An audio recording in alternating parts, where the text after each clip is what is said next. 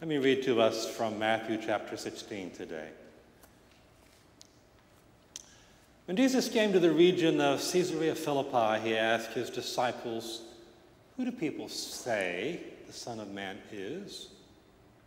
They replied, "Some say John the Baptist, others say Elijah, still others Jeremiah or one of the prophets." "But what about you?" he asked. "Who do you say I am?" Simon Peter answered, "You are the Messiah, the Son of the living God." Jesus replied, "Blessed are you, Simon, son of Jonah, for this was not revealed to you by flesh and blood, but by my Father in heaven.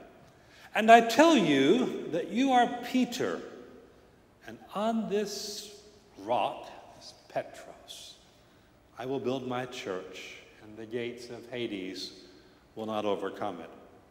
I will give you the keys of the kingdom of heaven. Whatever you bind on earth will be bound in heaven, and whatever you loose on earth will be loosed in heaven." The word of God for the people of God. Thanks be to God.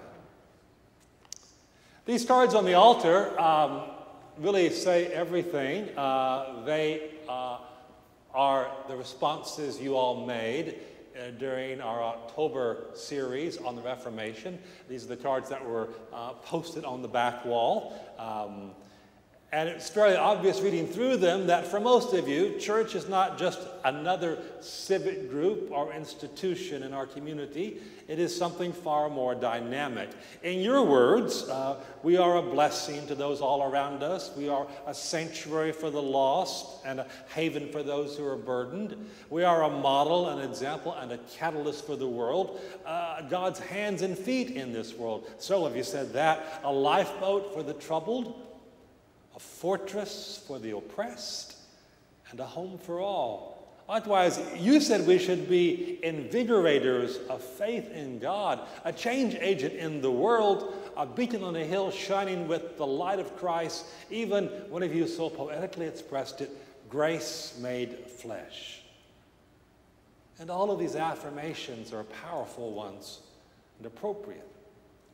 For at least according to this little passage here in Matthew 16, Jesus told us that he would build his church and the gates of hell wouldn't be able to prevail against that church. Now, I'm very aware that there are problems within the church this morning.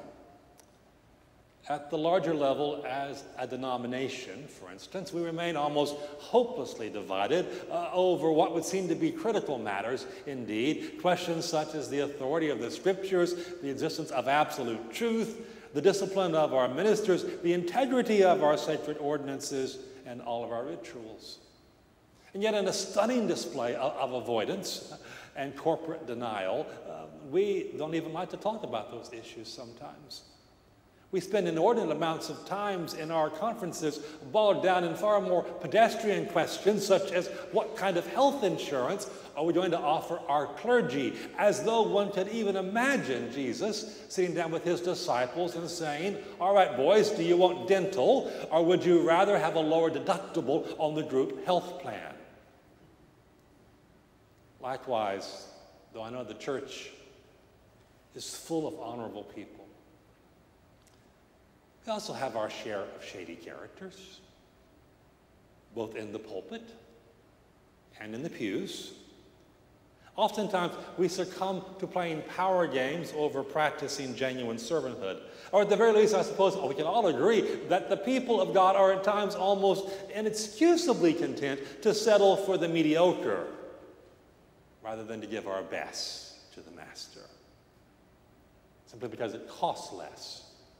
It requires little. We're sometimes like the government. And I think, for instance, of Alan Shepard, one of our early astronauts. As he was strapped into one of those early rockets, he was asked if he felt confident knowing that he had all of the best of American scientific know-how behind him. He replied, he said, "It's a sobering fact to be up in space and realize that one safety factor was determined by the lowest bidder on a government contract." Likewise, I've been at churches that are not so peaceful. are conscious of bringing others to Christ, as Christ Church is, it's tough sometimes. I pastored one church up in East Texas, which absolutely loved to fight. We had a man who died and left the church $75,000 with no instructions as to how to spend it. You can imagine all the interest groups came forward at the next church council meeting. And since they were given to contentiousness anyway, this unexpected windfall fed right into it. Until in the middle of the rather spirited debate, someone started to laugh. I said, "What are you laughing at?" He said, "I just figured out. This is why Floyd left the money like he did. Floyd loved a good church fight. He's probably enjoying this one now." Lots of folks like old Floyd out there. Oftentimes they do love to gather in congregations. The church, at whatever level that we want to speak about, does has its problems. But my friends, in spite of those human failings, in spite of the narrowness of the church's vision sometimes, in spite of the frustration of institutional inertia, even in spite of our sometimes almost total lack of dedication to truly being God's people, I still believe the church is worth dedicating our lives to this morning for one simple reason. That is because this is what Jesus gave us. And even for all of its imperfections, it is how Jesus wants to live right now through us to the world.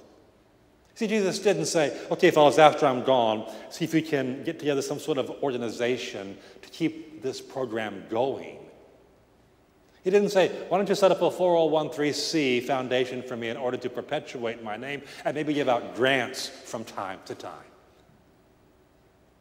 He didn't say, "Why don't you guys meet in committees every Sunday and talk about what kind of action plans you should be formulating in order to carry out your mission statement and your corporate values." He said, "I will build my church, and the gates of hell will not overcome it." What a difference those words ought to make in the way you and I understand the church this morning. See, first off, we should really notice the possessive pronoun in those words. Jesus didn't announce that he was going to build your church or our church. He said, "I will build my church." That's a rather provocative claim, isn't it? Because the only church that we can really believe in this morning is, in fact, his church. Not yours, not mine, but his church. Jesus said he would build it. It means, first of all, it belongs to him, even today. I'll never forget preaching on this idea the first Sunday in one church in which I was appointed. And after this service, I was roundly assailed by one of my members for telling them that their church didn't belong to them. But it's true. It didn't. And this church doesn't belong to you either. It doesn't belong to any of the preachers. It doesn't belong to the oldest members here or who may be here, or any of the charter members who may still be here, or to the person who will join next Sunday. It belongs to Jesus. It exists to serve him, to carry out his life in the world. And no matter how badly tarnished it may be or how ineffective we may seem to be in carrying out Christ's mission, I have to believe that somehow this is a cause worth committing ourselves to. For Jesus said he would build his church, and so he has. Even more than that, Jesus said that in his church, not even the gates of hell would be able to overcome it. What that tells me is that when the church is alive to her master, committed to his cause, there's absolutely nothing which can stand in the way of its mission. not foes or finances, not budgets or bishops, not diversions or dissensions, not fear or faithlessness, not power or pettiness, not jealousies or jadedness, not even, Jesus told us, the forces of hell itself. For when we follow Christ and his church, we have been given authority over all of those things, even over the devil himself. The Apostle John told us, greater is he that is within you than he that is in the world. All of which is why, if we ever start to think about the church in purely defensive terms, we've got it all wrong. Now, I know that we live in dangerous times. And in a moment in our culture in which the kind of Christian values and ideas for which we've always stood for are under almost constant kinds of attack. Last Sunday morning, we saw a horrendous illustration of that in the shooting that took place at the First Baptist Church, Sutherland Springs.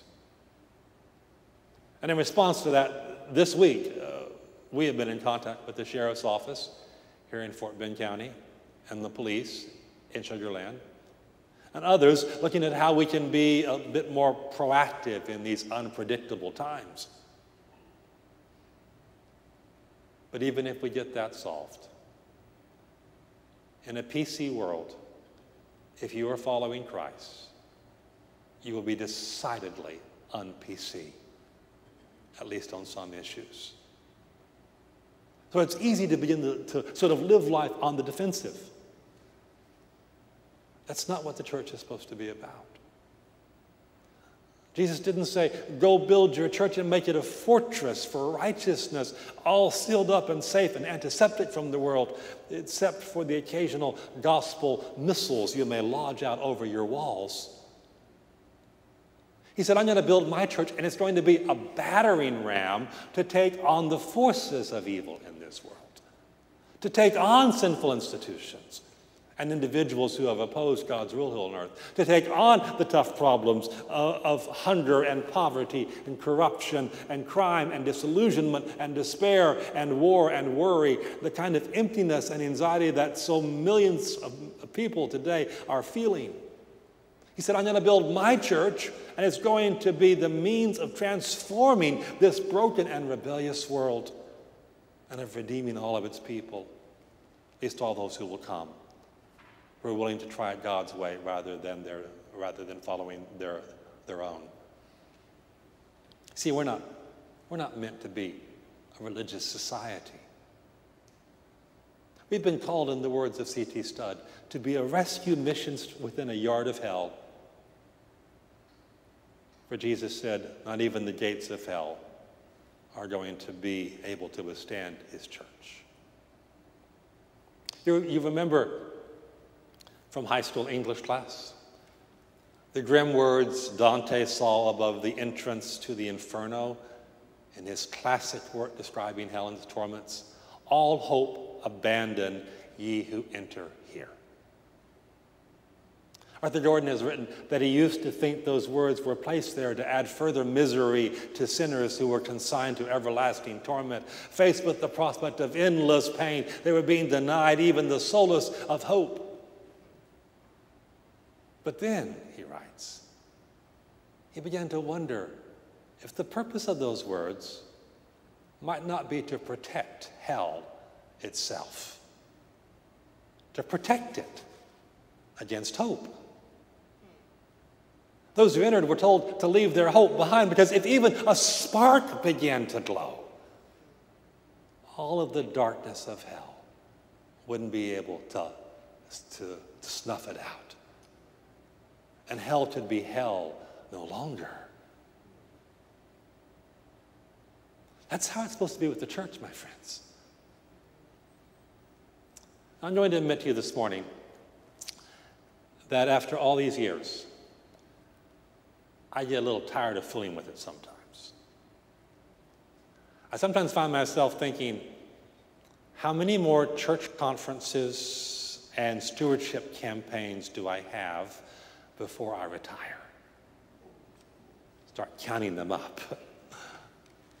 Likewise, I still get disillusioned seeing how some people don't do what they say they believe in. And I still get, frankly, terrified every Saturday night when I think I have to preach again in the morning. But then something or someone comes along that reminds me of what truly matters and what church can actually be. See, what the church is supposed to be about is you and me being the people of God in this world, living together as a colony from heaven here on earth, serving each other, serving the world, offering them Christ, as Wesley told his followers when they came to these shores. A crucible of personal and collective growth in faith, one of you wrote on your card. And when we're at our best, when we're really in touch with the Master and his purpose for his church, this really is a slice of heaven, isn't it? I mean, no offense, we're better than Bluebell. At least we're supposed to be. Veterans Day yesterday marked the end of World War I, 99 years ago. The 11th month, the 11th day, on the 11th hour, the armistice was signed. Made me remember the story of a soldier in that conflict who saw his lifelong friend fall in battle. Caught in the trench with continuous gunfire whizzing over his head, the soldier asked his lieutenant if he might go out into the no man's land between the trenches to bring back his fallen comrade. He said, "You can go, but I don't think it'll be worth it. Your friend is probably already dead. You may throw your own life away." The soldier nodded. He went out anyway. Somehow he managed to reach his friend and to hoist him on his shoulder to bring him back to their company's trenches. As the two of them tumbled into the trench together, the officer checked the wounded soldier. Then he looked kindly at his friend and he said, "I told you it wouldn't be worth it. Your friend is dead, and now you're severely wounded." The soldier said, "It was worth it, sir. It's worth it because when I got to him, he was still alive. And I had the satisfaction of hearing him say, 'Jim, I knew you'd come.'" When the church is what it's supposed to be, others should be able to know that we will come, that we'll be there, that we'll be faithful to Christ. That's why I still believe in the church today. That's why I want to be a part of it still. His answer to that question, has Jesus built his church, is to say, you betcha he has. That's the church which I want to be a part of. The church which Jesus founded, and that exists for him and him alone. The church that even hell is scared of this morning. I wonder if you believe in that church too. Because if you do, I invite you this morning to renew your interest in this old fabled institution, even with all this congregation has accomplished this year. And we'll talk about that at 12:15 in our church conference a little bit. We've got a lot of work to do. We've got growing neighborhoods all around us full of people who don't know how marvelous God really is. It's up to us to tell them. To put it more bluntly, it's up to you to bring them to this place, which is meant to be, one of you wrote, God's love letter to the world. Likewise, when we look around us this morning, it is clear that the forces of hell have won far too many battles in this world. So it's time for you and me to put on that armor of God and become not hell raisers, but hell busters. We need to take on racism and sexism and all the other isms that demean people, treat them as anything less than a royal child of God. We need to get involved in bringing justice to those places where it may have been denied or ignored. if we do those things, the prayer that we say every week will be realized. Thy kingdom come, thy will be done on earth as it is in heaven. We'll begin to replicate that miracle in Acts 2:41, which tells us that those who heard the message about Jesus and accepted it were baptized, and about 3,000 were added to their number in one single day. That's the church hell is scared of. So elect from every nation, yet one or all are the earth. For charter of salvation, one Lord, one faith, one birth. For one holy name she blesses, partakes one holy food. To one hope she presses, with every grace endued. Amid toil and tribulation and tumult of her war, she waits the consummation of peace forevermore. Till with the vision glorious, her longing eyes are blessed. And the great church victorious shall be the church at rest. Shall we be about this holy business of building that kind of church for the one who made it? Shall we lift high the cross and proclaim the love of God? In the name of the Father, Son, and Holy Spirit, amen.